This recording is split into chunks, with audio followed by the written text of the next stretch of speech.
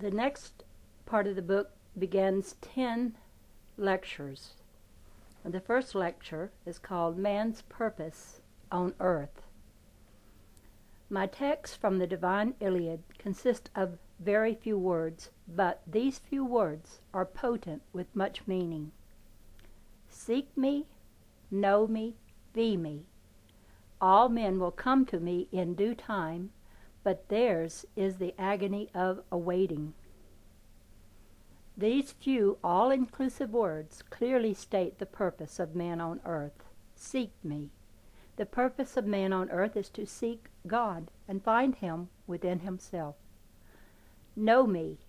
The purpose of man on earth is to seek happiness and peace through knowledge of God. Man finds happiness only in the measure of his knowledge of God and obedience to His law. Be me. The purpose of man on earth, therefore, is to seek God, know God, and be God by finding the kingdom of heaven.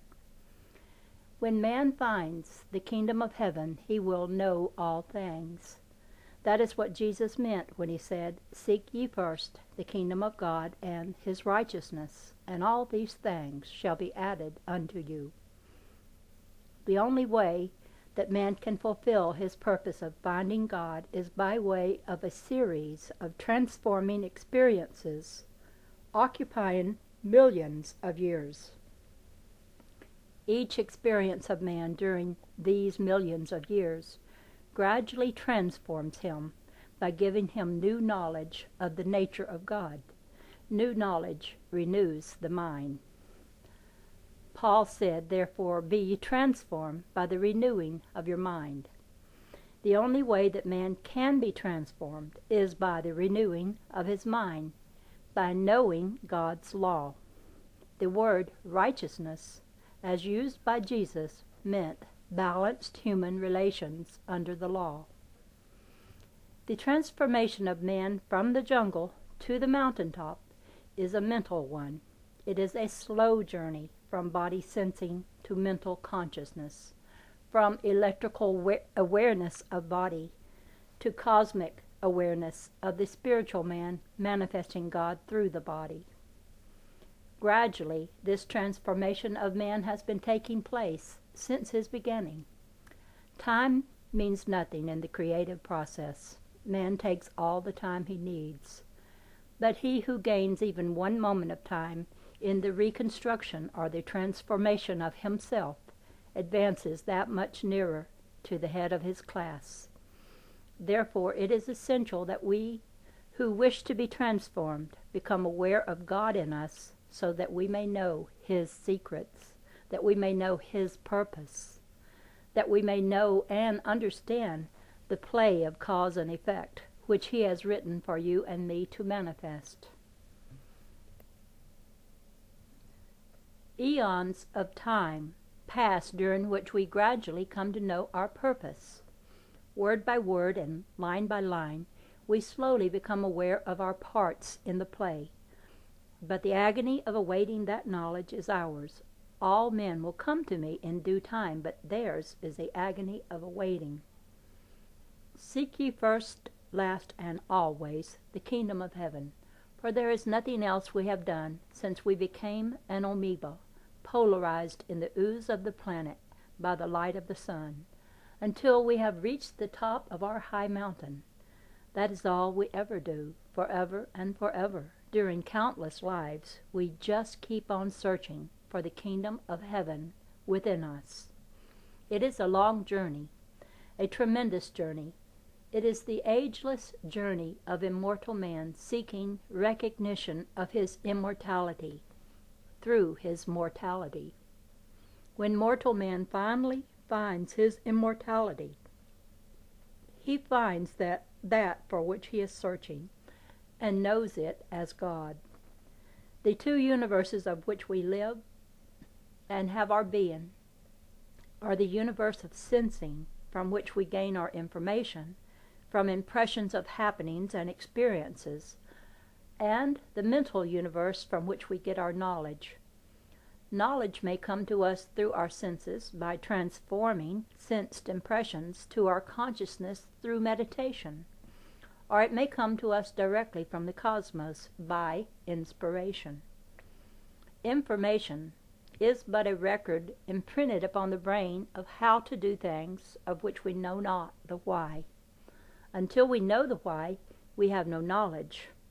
All down the centuries, right up to this day, man has had but little knowledge and much information. He has known how to produce marvelous effects, but he does not know the cause of those effects.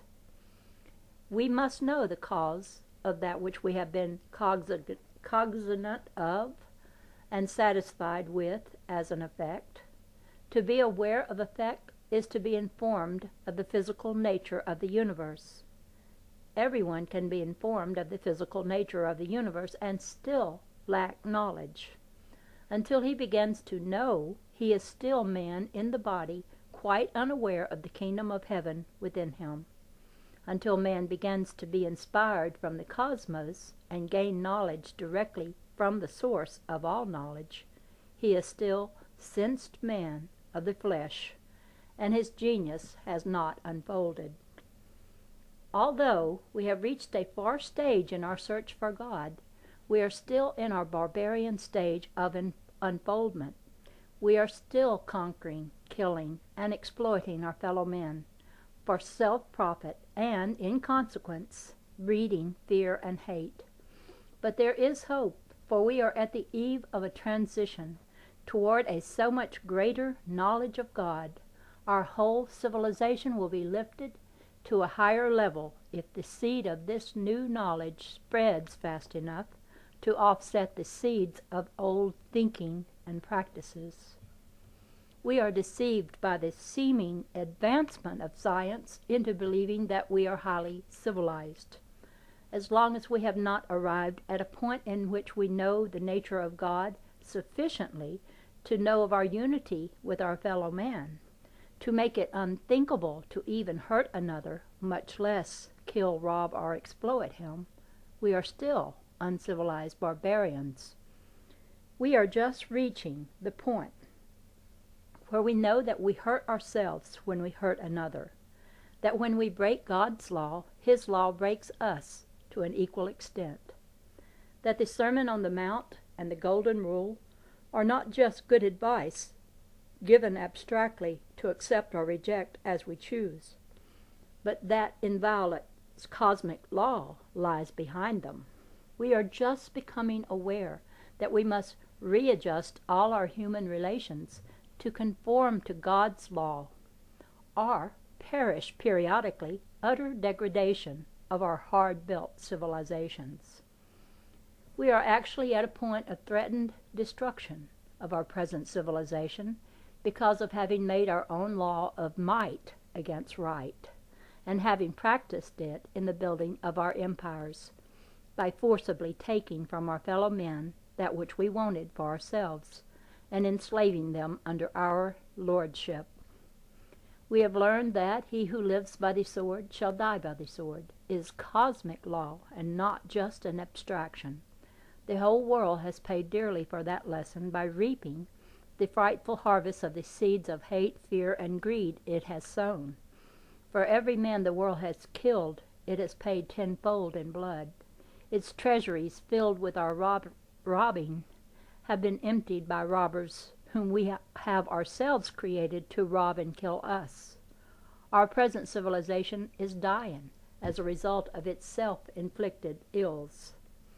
We must learn that this electric universe of motion